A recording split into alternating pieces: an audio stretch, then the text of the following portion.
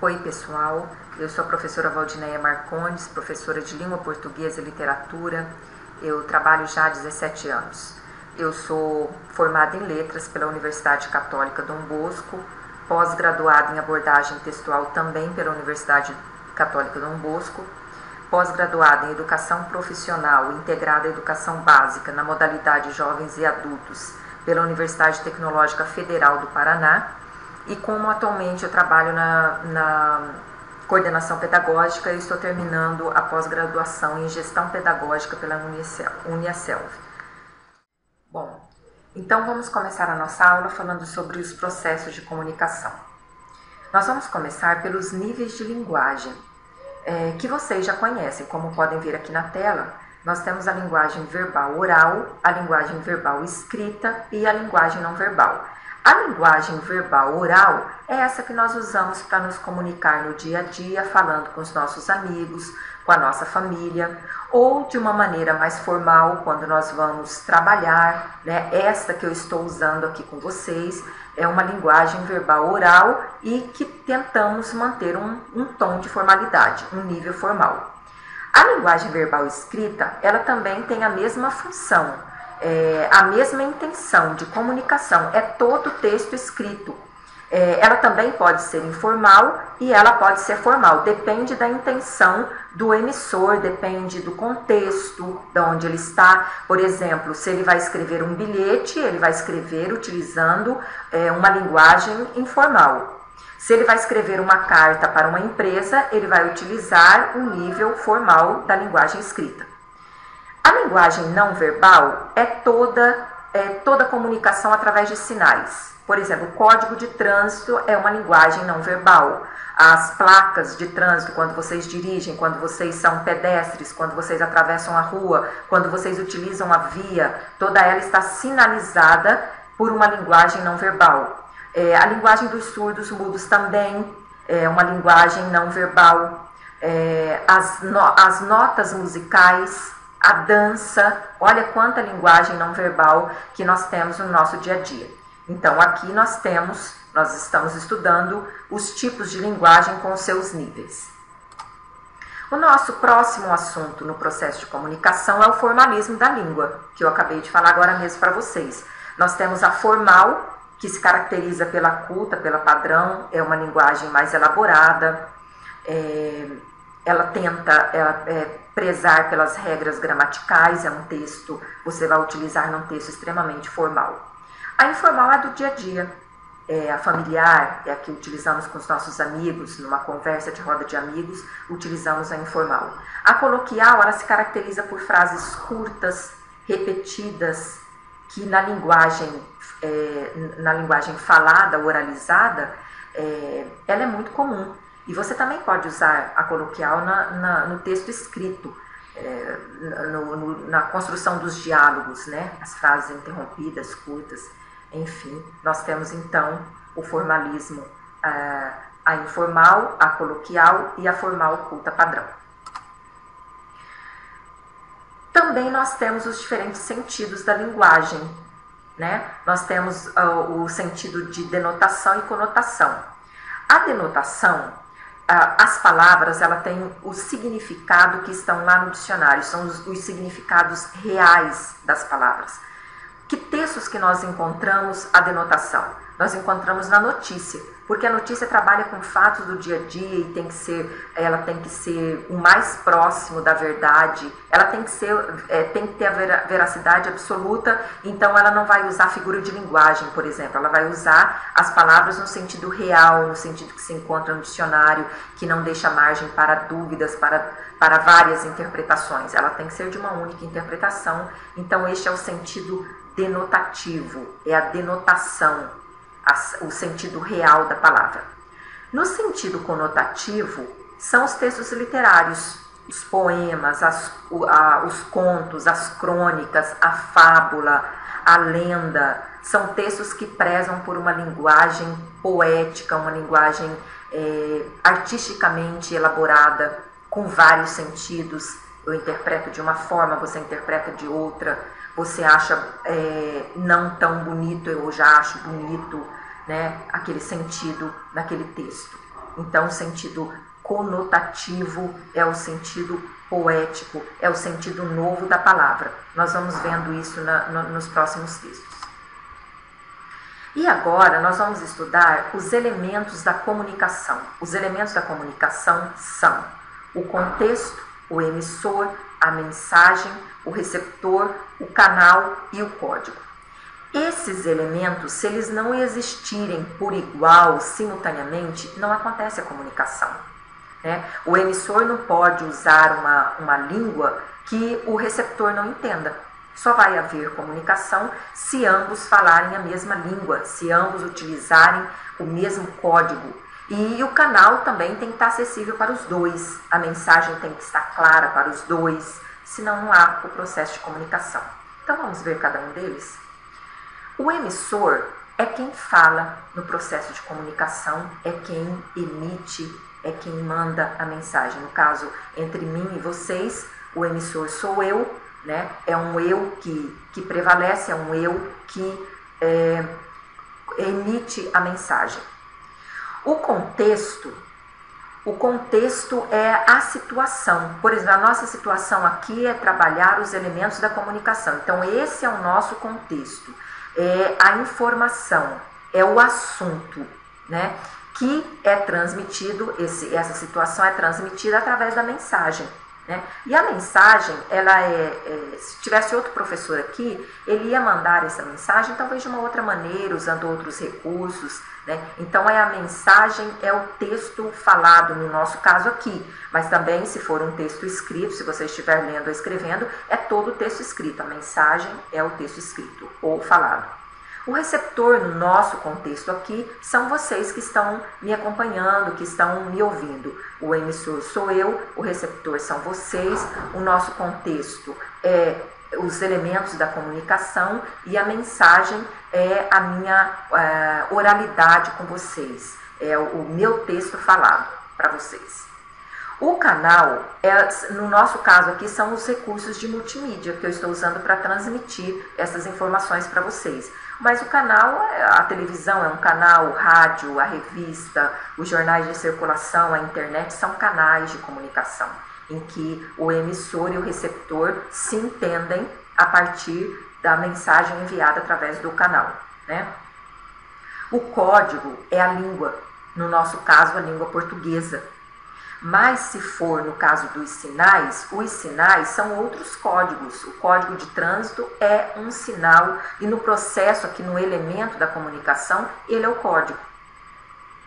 Tá? Então, nos elementos da comunicação, nós temos o contexto, que é a situação, que é o assunto, o emissor, a mensagem, que é, no nosso caso aqui é o texto falado, o receptor, que no nosso caso são vocês, o canal, que no nosso caso são os recursos aqui de multimídia que está chegando até vocês a minha informação, e o código, que é a língua portuguesa. Bom, agora nós vamos perceber que cada um desses elementos tem uma função no processo de comunicação. E num determinado texto, essas funções, elas podem prevalecer. Então, num determinado texto eu posso encontrar uma única função, né?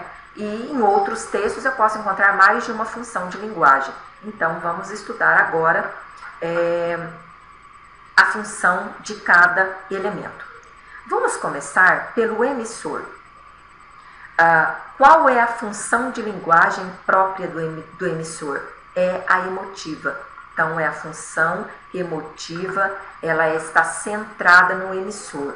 Você vai ler um texto com essa função, esse texto prevalece o eu que transmite as suas ideias, as suas emoções. E aí eu separei um poema para que vocês percebam que a função predominante nesse poema é a função emotiva. Vamos ver? É um poema do Carlos Drummond de Andrade. O poema, olha o título, Quero subentende-se a pessoa eu.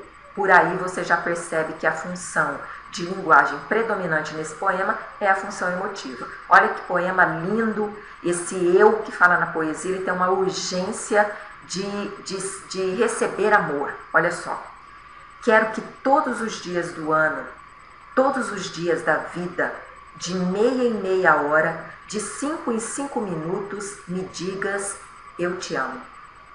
Ouvindo-te dizer, eu te amo, creio no momento que sou amado. No momento anterior e no momento seguinte, como sabê-lo? Então, vocês perceberam a urgência desse eu em receber as declarações de amor a todo momento? Ele até diz de 5 em 5 minutos. E se ele não ouve essa declaração, ele se sente desamparado. É um eu carente, com urgência de ser notado. Então, aqui prevalece muito claramente o eu nessa poesia. Então, logo, a função principal nessa poesia, a função de linguagem, é a função emotiva. A função poética, ela está centrada na mensagem. Como assim? A mensagem é a parte principal nessa função. E eu também separei um poema para nós discutirmos essa função. O Soneto de Camões. Luís Vaz de Camões era um poeta português, faz parte da literatura clássica portuguesa, é tido ao lado de Fernando Pessoa como grandes expoentes da poesia portuguesa de todos os tempos. Eu coloquei essa foto, ele está com o olho machucado, porque quando jovem ele participou de uma guerra em Alcácer Quibir, na África, e ele voltou de lá machucado. Muito envolvido com as questões culturais do seu país, escreveu os Lusíadas a pedido do rei, e onde ele fala da grandiosidade do povo português nas conquistas pelo mundo afora. Infelizmente não foi reconhecido em vida, morreu pobre, na miséria, foi enterrado como indigente, de tal modo que até hoje os portugueses não sabem onde está seu corpo. Não foi valorizado como devia na época, e hoje os portugueses lamentam não ter os resquícios fúnebres do seu grande poeta. E vamos ler esse poema então, onde prevalece a função poética. Amor é fogo que arde sem se ver, é ferida que dói e não se sente, é um contentamento descontente, é dor que desatina sem doer. Por que nós temos essa função nesse poema? Porque nessa função, na função poética, prevalece a grandeza do texto. O texto bem elaborado, as palavras bem escolhidas, a figura de linguagem, conotação, portanto. E aqui nós temos uma figura de linguagem que é a antítese, o paradoxo, que se caracteriza pela oposição de sentimentos, né? Olha, a ferida que dói e não se sente, contentamento descontente, dor que desatina sem doer. Olha a oposição, olha a construção de cada verso. Então o poeta zelou pela construção do texto. Aqui a mensagem está sendo enaltecida, privilegiada. Por isso nós temos essa função bem característica neste poema, a função poética. Depois nós temos a função apelativa, que é centrada no receptor. O receptor é que é o importante nessa função. E eu deixei como exemplo para vocês, exemplo de funções apelativas, por exemplo, quando você vai à igreja e você ouve o sermão, né, que é a palavra dita pelo pastor, no caso da igreja evangélica, e do padre nas igrejas católicas. Tem um momento do sermão, o momento da leitura da palavra, é o momento das instruções, é o momento em que o pregador chama a atenção dos fiéis para a boa prática religiosa, para a boa prática como pessoa. Então ele tenta convencer a pessoa fiel das boas práticas. Um grande sermonista que nós temos na história é o Padre Antônio Vieira. Era português, passou um bom tempo aqui no Brasil, escreveu 200 sermões, deixou para a história uma grandeza de sermões. E nesses sermões ele prega a palavra, mas ele chama atenção também para os pecados da época, como a exploração do serviço escravo, a perseguição aos judeus. E por ele defender muito essas pessoas, ele foi chamado várias vezes a Portugal para se posicionar diante da Santa Inquisição, do tribunal da igreja, onde ele ficou preso alguns anos, né? Ele não foi julgado com pena de morte, mas ficou preso, foi impedido de pregar por várias vezes, porque ele era tido como uma ameaça ao sistema econômico da época, né? Assim era visto, infelizmente. Mas os seus sermões, né, onde ele chama a atenção dos fiéis da época para os problemas da sua sociedade, daquela época, a função é apelativa. Então, quando você vai à igreja e você ouve a palavra, aquela palavra que é dita naquele sermão, prevalece a função apelativa. Nos discursos dos políticos também, eles não tentam nos convencer dos seus bons projetos, das suas boas intenções, das suas boas práticas. Então, eles tentam nos convencer, função apelativa centrada no receptor, tá? E daí nós vamos passar ali para a função referencial, né? A função referencial, ela prevalece a informação. Então, onde eu tenho a função referencial? Nas notícias, né? Nas propagandas também, mas nas notícias isso fica muito claro. E eu escolhi para ler para vocês uma notícia da Isto É, da semana, logo da semana de março, bem no início da semana de março, dia 6, aquela semana do dia 6, eu escolhi aqui essa notícia, Por que a dengue voltou? Está assim, ó. Somente nos 2 primeiros meses de 2013 foram comprovados no Brasil 204.650 casos de dengue. E esses são dados do Ministério da Saúde. Os estados mais atingidos são o nosso Mato Grosso do Sul, que nós sabemos muito bem disso, Minas Gerais, Goiás, São Paulo, Rio de Janeiro, Paraná, Mato Grosso e Espírito Santo. O motivo do agravamento da situação não é novo no campo da saúde. O Brasil havia praticamente erradicado a dengue. Ocorre, porém, que sempre que isso acontece com determinada doença, aqui ou em outros países, é normal que as pessoas baixem guarda e voltem a se descuidar. No caso da dengue, o descuido básico é deixar objetos e recipientes com água parada dentro de casa. Então aqui não é uma informação, não é uma notícia, né? É um texto informativo, prevalece então a função referencial. Ela é centrada no assunto, o assunto é o principal. Então, no caso, a informação. Então, notícias, sempre a função referencial será evidenciada. A outra função é a fática. Qual é a característica da função fática? Ela está centrada no canal, né? E o canal nós vimos que é o meio pelo qual a mensagem é transmitida. Então, por exemplo, então, como nós estávamos dizendo, a função fática ela está centrada no canal. Por exemplo, um jogo de futebol transmitido pela televisão ou pelo rádio, a função que prevalece aí é esse canal onde esse contexto está sendo transmitido. Uma conversa ao telefone, então o telefone é um canal.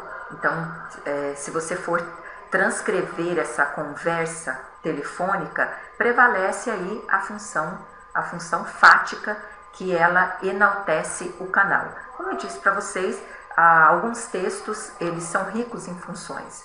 Alguns têm mais de uma função. Então, você pode encontrar a função fática e a função referencial, por exemplo. Com certeza elas sempre se darão, né? A última função é a metalinguística.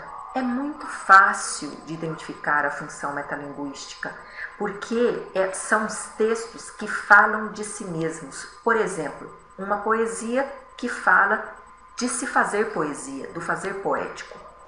Um filme que fala de cinema, né? Então nós temos aí a função metalinguística, que prevalece o fazer textual. E eu separei também para vocês uma poesia muito conhecida nessa função. Quando se estuda a função metalinguística, nós temos o exemplo desse poema do Mário Quintana, poeta brasileiro, poeta gaúcho. Só a expressão do rosto dele já se vê a suavidade, e essa suavidade era transmitida nos seus versos. Olha o que ele diz sobre os poemas. Os poemas. Os poemas são pássaros que chegam, não se sabe de onde, e pousam no livro que lês. Quando fechas o livro, eles alçam voo como de um alçapão. Eles não têm pouso nem porto, alimentam-se um instante em cada par de mãos e partem. E olhas então essas tuas mãos vazias, no maravilhado espanto de saberes que o alimento deles está em ti. Olha que lindo! O poeta faz a poesia, mas o leitor que lê também faz a poesia. Então, ele recebe o alimento fica nele. Olha essa parte quando ele diz assim, ó, que os poemas alçam voo, eles não têm pouso. Então, quando Mário Quintana escreveu esta poesia, ele não escreveu para ele. Quando ele publicou, esse poema alçou voo como os pássaros. Veio parar aqui na minha mão, está parando aí na mão de vocês, na mão de outros e vai voando, só que ele fica em mim. O alimento deles está em mim. Então o poeta buscou alimento para produzir essa poesia e eu também sou alimentada a partir do momento que li a poesia, né? Então os poemas partem de mãos em mãos. E olhas então essas suas mãos vazias, no maravilhado espanto de saberes que o alimento deles, os poemas, já está em ti. Então, o meu eu não está sem alimento, está alimentado a partir da poesia. Então, Mário Quintana quis dizer que todo poema alimenta a alma, a imaginação, a criatividade, a beleza que há nos meus sentimentos. Os meus sentimentos são alimentados por essa poesia. Então, isso é a função metalinguística. O poema que fala do próprio poema. O poema que fala do fazer poético. Então, Mário Quintana. E para terminar, uma síntese de funções da linguagem, que vocês têm toda essa explicação está no material de vocês, e nós temos aí um resumo das funções da linguagem, só para relembrarmos. A referencial, então, é centrada nas informações. Eu li uma notícia para vocês leem notícias durante o dia, durante a semana de vocês ouvem notícias, e a função primordial desse tipo de texto é a referencial, centrada nas informações. A emotiva é centrada no emissor, então são os textos onde se falam das ideias e das emoções de um eu, como vocês lembram, o poema Quero, do Carlos Drummond de Andrade. A função poética é centrada na mensagem, são as poesias, as letras de músicas, né? A beleza das palavras na construção do texto, é a função poética. A apelativa é centrada no receptor, então são textos que são construídos para nos convencer de alguma coisa. Eu, enquanto receptora, né, textos que são construídos para me convencer de alguma coisa, de que eu estou certa, de que eu estou errada. Aí as propagandas, né, que tentam me convencer, se eu comprar tal produto eu serei mais feliz, né, terei uma pele melhor, um cabelo melhor. A função apelativa, então, muito comum nas propagandas, são textos direcionados ao receptor. A função fática é centrada no canal, né? Pode ser a televisão, o rádio, a internet, o e-mail, né? São todos canais de comunicação. Então, a função fática é centrada no canal. A metalinguística é centrada no código, é na língua, é no fazer, é na construção do texto através da linguagem. Nós acabamos de ler aí o belo poema do Mário Quintana, Os Poemas. E para terminar a nossa aula sobre linguagem, mais uma vez, Carlos Drummond. Olha esse poema, olha o título, A Palavra Mágica. As palavras são mágicas na construção do poema. Vamos ler para terminarmos? Certa palavra dorme na sombra de um livro raro. Como desencantá-la? É a senha da vida, a senha do mundo. Vou procurá-la. Vou procurá-la a vida inteira no mundo todo. Se tardo encontro, se não há encontro, não desanimo. Procuro sempre, e minha procura ficará sendo minha palavra. Coloquei uma imagem dele sentadinho frente à praia, ao mar, né, na praia de Copacabana, onde ele gostava de ficar. Poeta mineiro, mas que passou boa parte da sua vida no Rio de Janeiro. E ali, nesse banquinho, ele buscava a palavra mágica, né? Ficava à procura dela para compor a sua poesia. Lindo poema, fica para vocês, até a próxima aula.